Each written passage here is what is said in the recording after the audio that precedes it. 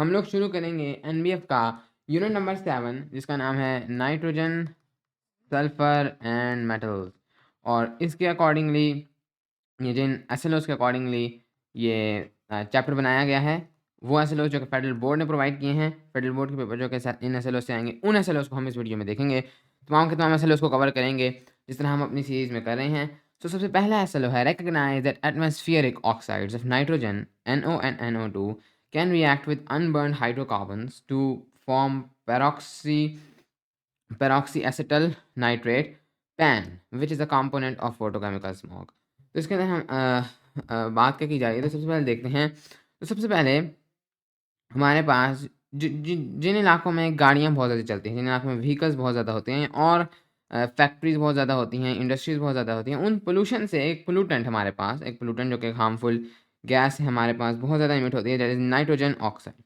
वो गाड़ियाँ जिनके अंदर कैटालिटिक कन्वर्टर्स नहीं होते हैं, उनके अंदर से तो ये बहुत ज़्यादा गैस जो है वो इमिट होती है, क्योंकि गाड़ियों के अंदर नाइट्रोजन और ऑक्सीजन को रिएक्ट किया जाता है काफ़ी हाई टेम्परेचर्स पर, तो आपके पास नाइट्रोजन ऑक्साइड अक्सर औक़ात प्रोड्यूस करता है। अगर कैटालिटिक चेंबर्स हों, अगर कैटालिटिक कन्वर्टर्स हों, वो तो इसको ख़त्म कर देते हैं, लेकिन अगर कैटालिटिक कन्वर्टर्स ना हों, तो ये बहुत डेंजरस है और ये हवा में आती रहती है। तो इसीलिए जिन इलाकों में गाड़ियाँ ज़्यादा चलती हैं, वहाँ पर स्मॉग भी ज़्यादा होती है। तो गाड़ियों के अंदर चूँकि बहुत ज़्यादा टेम्परेचर होता है, तो उसके ऊपर ही हमारे पास रिएक्शन हो जाती है, नॉर्मल एयर में तो नहीं होगी। बट एनीवेज़ जब ये रिएक्शन हो जाती है, इसके साथ-साथ नाइट्रोजन ऑक्साइड के साथ एक दूसरा पोल्यूटेंट भी इमिट होता है। वो इस नाइट्रोजन ऑक्साइड की वजह से होता है। ये नाइट्रोजन ऑक्साइड फर्दर आपके पास ऑक्सीजन से रिएक्ट करता है और ये अक्सर औक़ात आपके पास नाइट्रोजन डाइऑक्साइड प्रोड्यूस कर देता है। Okay, nitrogen dioxide is basically NO2। सो सो ये आपके पास प्रोड्यूस कर देगा नाइट्रोजन डाइऑक्साइड, अगर आप इसको बैलेंस करके लिखें तो। ये दोनों पोल्यूटेंट्स जब आपके पास हवा में आ जाते हैं, तो ये हवा में काफ़ी ज़्यादा अजीबो-गरीब किस्म की रिएक्शन शुरू कर देते हैं। ये डायरेक्टली तो इतनी ज़्यादा स्मॉग प्रोड्यूस नहीं करते। जो आप स्मॉग देखते हैं, वो डायरेक्टली इनकी वजह से प्रोड्यूस नहीं होती। इनडायरेक्टली ये कुछ ऐसे काम करते हैं जिससे हमारे पास वो स्मॉग प्रोड्यूस होती है। सबसे पहले होता ये है कि आपके पास जब भी सनलाइट में आते हैं, तो फिर चूँकि नॉर्मली तो आपके पास नाइट्रोजन ऑक्साइड की जो नाइट्रोजन ऑक्साइड और नाइट्रोजन डाइऑक्साइड आपके पास सनलाइट में मौजूद नहीं होंगे, लेकिन जब ये आ जाते हैं, तो फिर मसले शुरू होते हैं। तो फॉर एग्ज़ाम्पल आपके पास सबसे बड़ा मसला शुरू होता है जब नाइट्रोजन जो ऑक्साइड है आपके पास हवा के अंदर, इसको sunlight right direct from UV radiations जो है, ये ब्रेकअप हो जाती है। सनलाइट इसको तोड़ देती है into NO plus O, right? ये जो ऑक्सीजन है, इससे अलग कर देती है। अब ये बहुत खतरनाक काम है। क्यों इतना खतरनाक काम है कि ये जो आपके पास ऑक्सीजन फॉर्म हुआ है, इसके मैं ब्रैकेट्स लगाऊँगा, this is called nascent oxygen. अब ये दोनों है तो गैसेस। इसका तो इतना मसला नहीं है, ये तो नाइट्रोजन ऑक्साइड है। लेकिन ये जो फॉर्म हो गया है O, ये खाली एक ऑक्सीजन का एटम है। यहाँ हम इसको एक रेडिकल कहेंगे। अब इसके ऊपर कोई चार्ज तो नहीं है, लेकिन अगर आप देखें तो ऑक्सीजन नेचुरली पाई जाती है O2 के फॉर्म में। इसने सनलाइट ने इसकी वजह से एक ऐसी ऑक्सीजन का एटम फॉर्म अप कर दिया है जो कि सिर्फ़ O है, और ये बहुत खतरनाक है। ये रिएक्शन करना चाहेगा, क्योंकि ये तो रिएक्शन नहीं करना चाहता था, ये इनर्ट था। लेकिन जब ऐसा फॉर्म हो गया है, तो ये O के फॉर्म में नहीं रहना चाहता। ये कहता है मुझे O2 के फॉर्म में करो या किसी और फॉर्म में करो। तो फॉर एग्ज़ाम्पल अगर ये आपके पास फॉर्म हो जाए सनलाइट की वजह से, तो ये कहता है मुझे इस फॉर्म में नहीं रहना, ये रिएक्शन शुरू कर देता है और O2 के साथ ये रिएक्ट कर जाता है नेसेंट ऑक्सीजन, और ये आपके पास फॉर्म कर देगा O3 व्हिच इज़ ओज़ोन। तो ओज़ोन लेयर फॉर्म हो जाएगी ज़मीन पर, और उससे आपके पास एक स्मॉग काफ़ी ज़्यादा कंट्रीब्यूशन होगी, स्मोक आपके पास फॉर्म होना शुरू हो जाएगी। अब ये O खुश है। अब जो ऑक्सीजन है वो यहाँ O2 में रहना चाहती है, या फिर वो O3 में रहना चाहती है, या इसके और भी कई सारे तरीके हो सकते हैं, बट O2 या O3 इन दोनों में वो खुश रहती है, अगर अलग से O से पसंद नहीं। तो अब O काफ़ी खुश है, वो कहती है कि मैं O3 में आ गई हूँ, लेकिन इससे हमें मुश्किल होगी।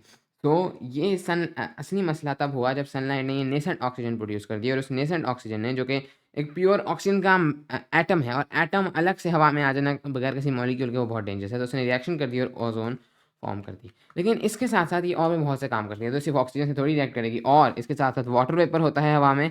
ये नेसेंट ऑक्सीजन चूँकि हर किसी के साथ रिएक्ट करना चाहती है, उसके साथ भी रिएक्ट कर जाती है, और अक्सर औक़ात ये आपके पास 2 OH के रेडिकल्स फॉर्म कर देगी। तो वैसे ये खुद भी एक रेडिकल थी। रेडिकल अगेन एक ऐसी फॉर्म है किसी भी सब्सटेंस की, जो कि फॉर्म अगर हो जाए, लेकिन वो उसमें रहना नहीं चाहता। ऑक्सीजन इस फॉर्म में नहीं रहना चाहता। This is the free radical. इसके ऊपर हम एक तरह का डॉट लगाते हैं, राइट? इसके ऊपर आप एक डॉट लगा सकते हैं। ये एक फ्री रेडिकल है, हम कहते हैं फ्री रेडिकल। ये इस सूरत में रहना नहीं चाहता। This is super reactive. Reactive का मतलब है हर किसी के साथ रिएक्ट करना चाहेगा। कहेगा मुझे जिस तरह मैं हूँ उस तरह नहीं रहना, मुझे किसी और फॉर्म में कन्वर्ट करो through a reaction. So nascent oxygen बहुत ज़्यादा रिएक्टिव है, तो ये वाटर वेपर के साथ भी रिएक्ट कर सकती है, और इससे आपके पास ये अक्सर औक़ात खुद एक रेडिकल थी, रिएक्ट करके एक और रेडिकल बना दिया। अब ये भी अलग से नहीं रहना चाहता, ये भी रिएक्ट करना चाहता है। दिस इज़ हाइड्रोक्साई या हाइड्रोक्सी, इनको आप रेडिकल्स कह सकते हैं। अब ये क्या करेंगे, यहाँ से हमारी असली कहानी शुरू होती है। तो होगा होगा ये कि आपके पास वीओसीज़ होते हैं। वीओसीज़ हैं वोलेटाइल ऑर्गेनिक कंपाउंड्स, या आप इनको कह सकते हैं अनबर्न्ड हाइड्रोकार्बन्स, राइट। अब आपके पास जितने भी अगर आपने किसी भी हाइड्रोकार्बन को हवा में लेके जाना है, तो उसका बहुत सिंपल तरीका है, आप इसको जलाते हैं। फॉर एग्ज़ाम्पल आपके पास मेथेन है, जो कि नेचुरल गैस है, जो कि घरों में होती है चूल्हे में, तो आप उस गैस को जलाते हैं, तो वो हवा में जा रही है, लेकिन टूट-टूट के जा रही है। सो मेथेन जो कि है CH4, उसको आप लोग जलाते हैं, राइट? उसको आप जलाते हैं, तो फिर वो जलती है और फिर उससे डिफरेंट गैसेज़, कार्बन डाइऑक्साइड वगैरह जो है, वो हवा में जाती हैं। उससे इतना बड़ा मसला नहीं था, लेकिन अक्सर औक़ात ये होता है कि वीओसीज़, वोलेटाइल ऑर्गेनिक कंपाउंड, जैसे कि पेंट वगैरह, इनके अंदर ये अनबर्न्ड हाइड्रोकार्बन्स होते हैं, हाइड्रोकार्बन्स होते हैं, ये डायरेक्टली हवा में चले जाते हैं। CH4 ही हवा में चली गई। इनको हम लोग कहेंगे अनबर्न्ड हाइड्रोकार्बन्स, ये हवा में आ गए हैं। और ये अक्सर का, जैसे हमने देखा होगा पेंट, तो आहिस्ता-आहिस्ता हवा में उड़ता जाता है। तो इससे ऐसे जो सब्सटेंसेस होते हैं, जो कि डेंजरस होते हैं, पोल्यूटेंट्स होते हैं, इनसे ऐसे सब्सटेंसेस हवा में आ जाते हैं। अब इनके साथ क्या होगा, तो फॉर एग्ज़ाम्पल हमारे पास था एक unburned hydrocarbon, may be and aldehyde, right. तो ये हमारे पास एक एल्डिहाइड है। आपने पढ़ा ही होगा एल्डिहाइड्स के बारे में, इनके अंदर CHO होता है, दीज़ आर एल्डिहाइड्स। 9th में हमने पढ़ा होगा। ये R है, R के बारे में आपको पता होगा, दिस इज़, ये R जो है इसको हम लोग कहते हैं रेडिकल, और ये डिफरेंट है। हमने भी पढ़ा फ्री रेडिकल, वो बिल्कुल डिफरेंट चीज़ है। फ्री रेडिकल मैंने आपको बताया, एक ऐसा सब्सटेंस जो कि आपके पास रिएक्ट करना चाहे किसी भी चीज़ से, क्योंकि उसको अपनी स्टेट पसंद नहीं। दिस इज़ अल्काइल रेडिकल्स, मतलब ये तो सिर्फ़ एक चेन है, यानी आप समझ लें यहाँ पर कुछ भी आ सकता था, CH3 आ सकता था, उसको हमने रिप्रेज़ेंट करने के लिए रख दिया, क्योंकि एल्डिहाइड्स कई किस्म के हो सकते हैं। ये भी एक एल्डिहाइड है और ये भी एक एल्डिहाइड है। अगर मैं इसको ठीक तरह से लिख रहा हूँ, आई होप सो। सो आपके पास ये भी एक एल्डिहाइड है, राइट। सो ये आपके पास, ये सब आपके पास एल्डिहाइड्स हैं। एल्डिहाइड अनलिमिटेड हैं। तो लेकिन एल्डिहाइड में जो कॉमन चीज़ है, दैट इज़ CHO, तो हमने वो लिख दिया, इसके साथ R लिख दिया कि यहाँ पर कुछ भी आ सकते हैं। बट एनीवेज़, मान लेते हैं कोई एल्डिहाइड था, या कोई भी अनबर्न्ड हाइड्रोकार्बन था। ये इन हाइड्रोक्सी इनको आप लोग कह सकते हैं हाइड्रोक्साइल रेडिकल्स, राइट। तो ये सिंपली हाइड्रोक्साइड रेडिकल्स हैं, तो इनके साथ फॉर एग्ज़ाम्पल ये रिएक्ट करता है, राइट। जब ये इनके साथ रिएक्ट करेगा, फॉर एग्ज़ाम्पल एल्डिहाइड, तो एल्डिहाइड या कोई और भी अगर आपका अनबर्न्ड कार्बन है, वो हमेशा ये सब्सटेंस प्रोड्यूस कर देते हैं, RCO, और ये भी एक रेडिकल है। तो रेडिकल रेडिकल ही फॉर्म किया जा रहा है, एक चेन ऑफ रिएक्शन है। पहले इसने ये फॉर्म किया, ये एक और फॉर्म कर रहा है, एक और आपके पास रेडिकल फॉर्म होता है। This is what we call peroxy acyl radical, right. इसको हम ये नाम देते हैं, पेरोक्सी एसिल रेडिकल। अब अब इसके साथ, अब एल्डिहाइड था, उसके साथ बैलेंस करने के लिए वाटर भी फॉर्म करेगा। इसका हमें मसला नहीं, हो सकता है कोई और हाइड्रोकार्बन था, वाटर ना फॉर्म करे, बट ये चीज़ वो ज़रूर फॉर्म कर देता है, जो कि हमारे लिए मेन मसला है। दैट इज़ इसको हम लोग कहते हैं पेरोक्सी एसिल रेडिकल्स। अब ये हमारे लिए मसला क्यों है? अगेन ये एक रेडिकल्स है, लेकिन अब ये बहुत ये खतरनाक किस्म का सब्सटेंस फॉर्म करना शुरू कर देते हैं। अभी तक हमारे लिए कोई इतना बड़ा खतरा नहीं था। ये चीज़ें फॉर्म ज़रूर होती हैं, लेकिन इससे हमें क्या, रेडिकल्स हैं, वो रिएक्शन करते जाएँ, हमें इससे कौन सा कोई बहुत बड़ा फ़र्क पड़ा है। अब वैसे मैं अगर आपको उसका स्ट्रक्चर बना के दिखाऊँ, तो this is a कार्बोनल carbon, right. तो ये हमारे पास RCO बुनियादी तौर पर इस तरह है। कोई सा भी आपके साथ R है और उसके साथ एक कार्बन है और उसके साथ ये डबल बॉन्डेड है टू O, राइट। RCO का ये मतलब है। एल्डिहाइड भी RCH और ऊपर डबल बॉन्डेड है O, इस तरह से होता है एल्डिहाइड। सो ये आपके पास इसने फॉर्म कर दिया है एक पेरोक्सी रेडिकल। ऑफ कोर्स ये एक H ये ले गया है और उसके साथ इसने वाटर फॉर्म कर दिया है। अब ये एक रेडिकल है और ये इस तरह से खुश नहीं है। ये कहता है भई मुझे इस तरह से नहीं रहना, मुझे किसी और फॉर्म में लेके जाओ। तो अब ये क्या करता है कि ये आपके पास रिएक्ट करता है विद ऑक्सीजन, राइट।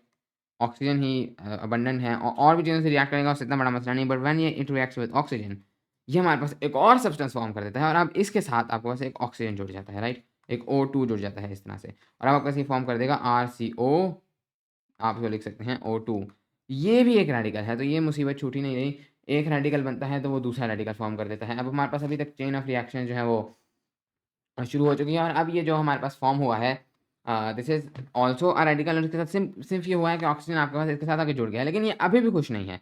ये कहता है कि मुझे अभी भी इस तरह से नहीं रहना, तो आप इसको इस तरह से लिखेंगे, राइट। लेकिन ये कहता है मुझे अभी भी इस तरह से नहीं रहना, ये अभी भी अपनी जो फॉर्म है उसके अंदर खुश नहीं है। ये कहता है कि मुझे अभी भी चेंज करो। तो अभी भी आप इसको पेरोक्सी एसिल रेडिकल ही कह सकते हैं, बट एनीवेज़ अब दूसरी चीज़ होती है, अब ये आएगा with nitrogen oxide, okay. Finally अब ये एक रेडिकल से कन्वर्ट होने लगा है। सो ये आपके पास है कार्बोनिल कार्बन के साथ एक O2 जुड़ा हुआ है। ये आपके पास फाइनली इसको मिल जाती है आपके पास नाइट्रोजन डाइऑक्साइड, ओके। इसके साथ रिएक्ट करेगा और ये सब्सटेंस फॉर्म कर देता है। फाइनली ये रेडिकल नहीं है, फाइनली ये खुश हो जाता है। अभी आप सोच रहे होंगे कोई किसी में वो खुश है, किसी में खुश नहीं, तो ये उसकी मैकेनिक्स पे डिपेंड करता है, हम उसकी डिटेल में नहीं जाएँगे, बट इस फॉर्म में ये काफ़ी ज़्यादा खुश है, राइट? अब ये रेडिकल नहीं रहा, हमारी मुसीबत छूट गई, अब ये मज़ीद किसी से रिएक्ट नहीं करेगा। लेकिन मसला ये है कि अब ये जो चीज़ फॉर्म हो चुकी है, ये बहुत डेंजरस है। सो इसका अगर मैं फॉर्मूला बनाने की कोशिश करूँ तो सिंपली अब यहाँ पर एक NO2 जुड़ चुका है, यही हुआ है ना? ये NO2 जाकर इसके साथ जुड़ गया है। अब ये हमारे पास फाइनल सब्सटेंस फॉर्म हो गया है, which is no longer a radical, इसको हम हटा सकते हैं। अब ये किसी के साथ रिएक्ट नहीं करेगा, लेकिन अब ये मसला है, इसको हम लोग कहते हैं we call this peroxy acyl, और इसको आप लोग कहेंगे nitrate. This is no longer a radical nitrate due to this NO2, but ये अब बहुत ही डेंजरस सब्सटेंस है। इसको बल्कि हम कहेंगे पेरोक्सी एसिल नाइट्रेट्स, क्योंकि इसके साथ R है, R इज़ R, ये वो दूसरा वाला रेडिकल है, यानी इसका यहाँ पर कोई भी चीज़ आ सकती है, CH3 आ सकता है, C2H5 आ सकता है, C3H7 आ सकता है, या यस C3H7 आ सकता है, यहाँ पर आपके साथ कुछ भी आ सकता है, तो इसको हम लोग नाइट्रेट्स कहते हैं। ये फुल एक क्लास है which is called pans. Okay, in substances की क्लास है which is called pans, right? अगर आपके पास शुरू में यहाँ पर CH3 था तो यहाँ CH3 होगा, यहाँ पर C2H5 था, यहाँ C2H5 होगा, तो ये तो डिपेंड करता है, बट ये फुल एक क्लास है और सब के सब हमारे लिए डेंजरस हैं। लेकिन जो एक बहुत जनरल चीज़ है जो फॉर्म होती ही होती है, बाकी फिर भी थोड़े रेयर हैं, वो इसकी फर्स्ट इस क्लास का फर्स्ट मॉलिक्यूल है। वो फर्स्ट मॉलिक्यूल है ये वाला। जब इस R की जगह पर एक CH3 आ जाता है, राइट? ये वाला जो मॉलिक्यूल है, जो इसका फर्स्ट क्लास का मॉलिक्यूल है, चूँकि इसके अंदर सिर्फ एक CH3 है तो ये बहुत कॉमन है, राइट? ऐसे एल्डिहाइड्स जिनके अंदर यहाँ पर सिर्फ CH3 हो, क्योंकि बहुत छोटा सा है, आम मीथेन वगैरह इन सब से ये आ जाता है, तो बहुत ईज़िली ये अवेलेबल होता है, तो ये आपको हर स्मॉग में मिल जाएगा। यही आपके पास स्मॉग का एक कंपोनेंट है, ओज़ोन में स्मॉग में ओज़ोन भी होती है और उसके अंदर आपके पास ये भी होता है। ये जो कंपोनेंट है, this is what we call specific, ये तो पूरी क्लास थी, लेकिन इस क्लास का जो पहला आपके पास मेंबर है जिसके अंदर CH3 है, अगले में C2 होगा, पहले में पहले एक कार्बन है, दूसरे में दूसरा कार्बन होगा। इसको हम लोग कहते हैं पेरॉक्सी एसेटल नाइट्रेट, और ये सिर्फ अब एक नाइट्रेट होगा या फिर खाली पैन। तो ये डिफरेंस भी पता होना चाहिए, पैन्स और पैन में क्या डिफरेंस है, या पेरॉक्सी एसल और पेरॉक्सी एसेटल नाइट्रेट में क्या डिफरेंस है। ये फुल क्लास है, इसके अंदर आपके पास एक एल्कल है, लेकिन जो पेरॉक्सी एसेटल नाइट्रेट है वो सिर्फ उसका पहला मेंबर है, खास मॉलिक्यूल है जिसके अंदर आपको CH3 यहाँ पर लगा होगा। अब मैंने देखा है अक्सर बुक्स इसमें गलती करते हैं, वो इसी को डायरेक्टली पेरॉक्सी एसेटल नाइट्रेट कह देते हैं, ये गलत है, या इसको पैन कह देते हैं। ये एक अलग से क्लास है, पैन स्पेसिफिकली एक मॉलिक्यूल है। और ये जो हमारे पास एसएलओ था, ये भी हमसे पैन या पेरॉक्सी एसेटल पूछ रहा है, पेरॉक्सी एसेल नहीं पूछ रहा है, तो एसएलओ में तो फिर भी ठीक है, बट अक्सर बुक्स इसको गलत पढ़ लेते हैं। तो वो कहते हैं recognise that atmospheric oxides of nitrogen can react with unburned hydrocarbons to form peroxy acyl nitrate which is a component of photochemical smoke. तो ये मैंने पढ़ा था कि ये पेरॉक्सी एसेटल नाइट्रेट या पैन्स नहीं, पैन्स क्लास है, पैन उसका फर्स्ट मॉलिक्यूल है, ये फॉर्म कर सकते हैं, जो कि फॉर्म होता रहता है अगर गाड़ियाँ वगैरह हों, चूँकि एक फोटोकेमिकल स्मोक का एक कॉम्पोनेंट है। ओके, एनीवेज हम लोग चलेंगे नेक्स्ट एसएलओ की तरफ। नेक्स्ट सेशन में वो कहते हैं describe the role of nitrogen oxide and nitrogen dioxide in the formation of acid rain both directly and in their catalytic role in the oxidation of atmospheric sulphur dioxide. वैसे ये काफ़ी interesting topic था, but this is formative, यानी federal board वालों ने इस SLO को formative कर दिया है कि ये एसएलओ आप पढ़ सकते हैं, बट ये पेपर में नहीं पूछा जाएगा। तो जो फेडरल बोर्ड का पेपर है फॉर क्लास 10 हम उसको कवर कर रहे हैं, उसके अंदर ये आप ये वाला टॉपिक निकाल के गए। तो ये एज ऑफ 2026 जो 2026 में एग्ज़ाम होंगे, और मेरा ख्याल है ये आगे चलता रहेगा, ये वाला ऐसा फॉर्मेटिव रहेगा, उनमें ये पूछा नहीं जाएगा। आप इसको बोर्ड की वेबसाइट से भी चेक कर सकते हैं। Anyways this SLO is formative. तो हम लोग चलेंगे अपने नेक्स्ट एसएलओ की तरफ।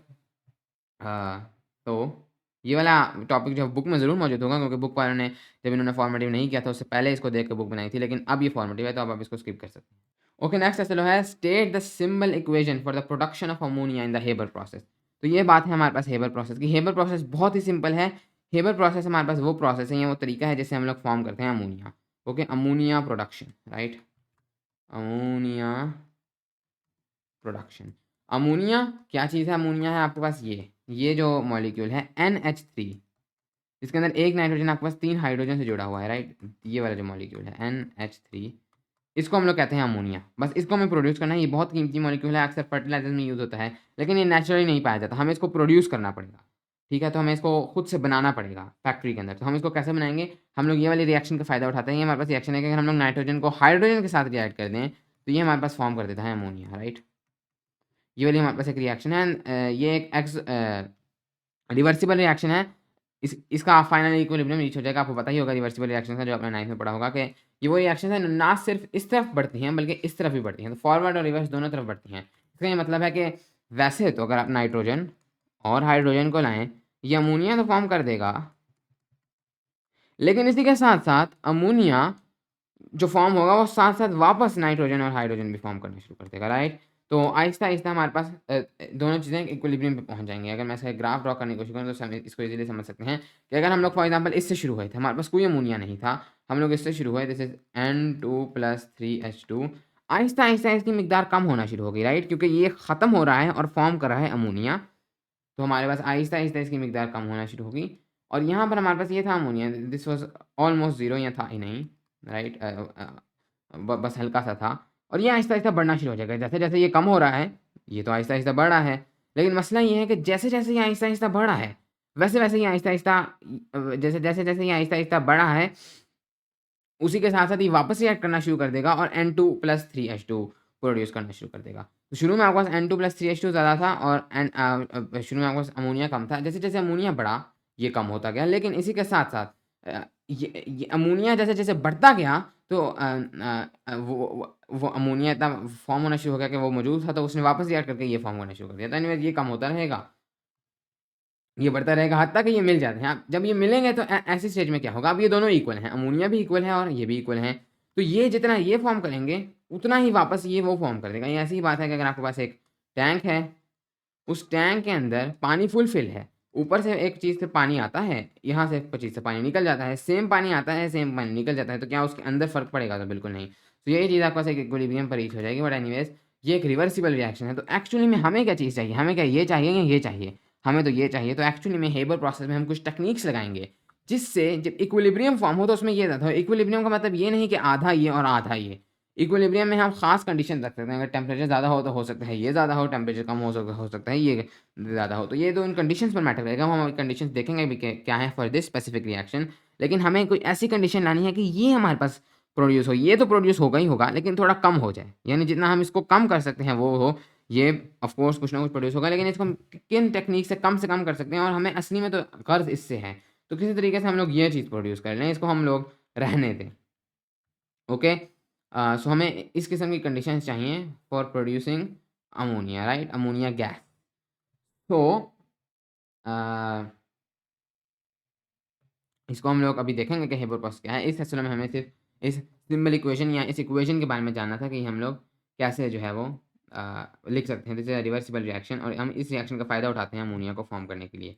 Okay, state the sources of hydrogen and nitrogen in the Haber process. तो हेबर प्रोसेस हमने अभी देख लिया, हमने नाइट्रोजन लेनी है, उसको रिएक्ट कर देना है विद हाइड्रोजन। बैलेंस इक्वेशन कुछ इस तरह से होगी, तो ये हमारे पास फॉर्म कर देगा अमोनिया, राइट? और ये आई थिंक इन्होंने इसकी यस इसके साथ एक 2 भी आएगा। अगर इसको हमने बैलेंस करके लिखना है तो इसके साथ एक 2 भी आएगा। मैं इधर भी 2 लिख देता हूँ। बट एनीवेज़ ये जो रिएक्शन है, this is a reversible reaction. इसके अंदर अब अभी हमें इस सेशन में ये देखना है, हम आहिस्ता-आहिस्ता देख रहे हैं कि कैसे हमें इस हेबर प्रोसेस को कंटिन्यू करना है। हम भी देखेंगे तमाम कंडीशंस क्या हैं जिससे हम ये ज़्यादा प्रोड्यूस कर सकेंगे। सबसे पहली चीज़ हम लोग ये कहाँ से लाएँगे? नाइट्रोजन और हाइड्रोजन हमें लेके आनी है, उसको रिएक्ट करना है, तो ये हम कहाँ से लाएँगे? बहुत ही सिंपल सोर्सेज़ है। नाइट्रोजन तो डायरेक्टली आएगी एयर से। एयर में हमारे पास 78% नाइट्रोजन है, तो नाइट्रोजन की कोई कमी नहीं। नाइट्रोजन तो हम हर वक़्त हमारे पास मौजूद है, तो नाइट्रोजन हम यहाँ से ले लेंगे। लेकिन हाइड्रोजन कहाँ से लाएँगे? एयर में हाइड्रोजन बहुत कम मौजूद होते हैं, तो हाइड्रोजन हम एयर से नहीं ला सकते, तो हाइड्रोजन हमें प्रोड्यूस करनी पड़ेगी। हाइड्रोजन हम प्रोड्यूस करते हैं from methane. Methane is CH4। आप लोग देख सकते हैं इसके अंदर आपके पास हाइड्रोजन मौजूद है, तो हम लोग इसको डिकम्पोज़ करेंगे और हम लोग हाइड्रोजन प्रोड्यूस कर देंगे। हम लोग जो यहाँ पर प्रोसेस करते हैं इसको प्रोड्यूस करने के लिए, हम लोग इसको रिएक्ट करते हैं विद स्टीम, राइट? अगर हम मेथेन के साथ बहुत गर्म जो भाप है उसको रिएक्ट करें, तो ये आपके पास हाइड्रोजन और कार्बन मोनोऑक्साइड गैस प्रोड्यूस कर देगा, राइट? अगर ये आप CH4 लें, इसके साथ आप रिएक्ट करें H2O को, विच इज़ स्टीम, तो ये आपके पास प्रोड्यूस कर देगा हाइड्रोजन गैस H2 प्लस ये आपके पास बाकी जो भी आपके पास बच जाता है, उससे ही आपके पास प्रोड्यूस कर देगा CO या कार्बन मोनोऑक्साइड गैस। इसको बैलेंस करने के लिए आप लोग यहाँ पर एक 3 लिखेंगे, तो फिर ये बैलेंस हो जाएगा। बट एनीवेज़ इस तरीके से आप लोग मेथेन को डिकम्पोज़ करके हाइड्रोजन गैस प्रोड्यूस करेंगे, तब आपके पास हाइड्रोजन भी मौजूद है और आपके पास नाइट्रोजन भी मौजूद है। अब आप अगले स्टेप की तरफ बढ़ेंगे, इसमें हमने एक्चुअली में कुछ कंडीशन लगा के इनको रिएक्ट करना है कि जो जब ये रिएक्ट करें तो कम से कम ये प्रोड्यूस हो और ज़्यादा से ज़्यादा ये प्रोड्यूस हो। यानी कि ये तो ऑलरेडी है, लेकिन जैसे-जैसे ये रिएक्ट करे तो ये जो रिवर्स रिएक्शन है, ये वाली रिएक्शन ये किसी तरीके से ख़त्म हो जाए, ख़त्म तो नहीं होगी लेकिन कम से कम हो जाए, जैसे ये हो ही नहीं रही। मेजर रिएक्शन ये हो रही है, हमें ये लगे। तो हम लोग इसको कन्वर्ट कर दें इनटू समथिंग लाइक दिस। कि सिर्फ़ हमारे पास अमोनिया ही फ़ॉर्म हो। अब वैसे ये 100% करना पॉसिबल नहीं, हमेशा ये कुछ ना कुछ फ़ॉर्म होगा, लेकिन हम इसको कम से कम तो ज़रूर कर सकते हैं। ऐसा ना हो नॉर्मल कंडीशंस में करें तो पता चले कि तकरीबन 98% ये प्रोड्यूस हो रहा है और ये सिर्फ़ 2% प्रोड्यूस हो रहा है। तो हमें मेजॉरिटी ये प्रोड्यूस करना है, तो क्योंकि हमें इसको बेचना है, इससे हमें फ़ायदा उठाना है। ओके। और ये मेथेन के बारे में आपको पता ही होगा, मेथेन जो मैंने अभी लिखा है, मेथेन ये नेचुरल गैस है, जो चूल्हे के अंदर गैस होती है जिसको आप जलाते हैं, उसको हम मेथेन कहते हैं। तो जलाते वक़्त हम इसको ऑक्सीजन से रिएक्ट करते हैं, हम इसको भाप से जब स्टीम वाटर को जब हमने इवेपोरेट किया होगा, उसके साथ जब हम रिएक्ट करते हैं अंडर ख़ास कंडीशंस, तो वो आपके पास हाइड्रोजन गैस प्रोड्यूस करता है। और एक्चुअली में ये जो कार्बन मोनोऑक्साइड है, ये चूँकि आपके पास काफ़ी एक टॉक्सिक गैस है, यहाँ पर एक डबल फ़ायदा भी उठाया जाता है, जिसका उन्होंने सैसोलो में ज़िक्र नहीं किया। असल में उन्होंने सिर्फ़ हाइड्रोजन के लिए मेथेन और नाइट्रोजन के लिए ये किया है, लेकिन इसके साथ अगर ये जो कार्बन मोनोऑक्साइड है, ये आप लेबोरेटरीज़ में परफ़ॉर्म करेंगे और ये तकरीबन 1000 सेल्सियस पर ये रिएक्शन परफ़ॉर्म होती है, बहुत हॉट स्टीम आपको चाहिए। बट ये जो कार्बन मोनोऑक्साइड है, इसका आप ये फ़ायदा एक उठा सकते हैं, क्योंकि ये बहुत टॉक्सिक गैस है, आप ये नहीं चाहते इसको हवा में भेजें, तो आप इसको कार्बन मोनोऑक्साइड को मज़ीद रिएक्ट कर दें विद स्टीम, राइट? इसको मज़ीद आप स्टीम के साथ रिएक्ट कर दें, तो ये एक्चुअली में अब आपके पास हाइड्रोजन गैस और कार्बन डाइऑक्साइड गैस प्रोड्यूस करेगी। Carbon dioxide gas much safer है, इसको आप बाहर निकाल सकते हैं। सेफ़ इतनी ये भी नहीं, ये आपके पास क्लाइमेट चेंज कॉज़ करती है, ग्लोबल वार्मिंग, लेकिन फिर भी कार्बन मोनोऑक्साइड से तो बहुत सेफ़ है, कम से कम आपको ये डैमेज नहीं करेगी डायरेक्टली। सो ये हाइड्रोजन इधर से आपके पास डबल-डबल प्रोड्यूस होगा, इतनी ज़्यादा प्रोड्यूस नहीं होती हाइड्रोजन इधर से। ज़ाहिर है इतनी ज़्यादा तो ये प्रोड्यूस नहीं कर सकेगा, लेकिन मेजॉरिटी आपको मेथेन से ही प्रोड्यूस होती है, लेकिन इसका भी फ़ायदा उठा लिया जाता है। बट एनीवेज़ अगर हम लोग अब आगे चलेंगे प्रोसेस में कि आगे हमें क्या करना है, तो वो हम अगले पार्ट में करेंगे। इस पार्ट में हमने इतने ही एसएलओज़ किए हैं, बाकी जितने एसएलओज़ रह गए हैं, वो हम लोग अगले पार्ट में करेंगे। ओके।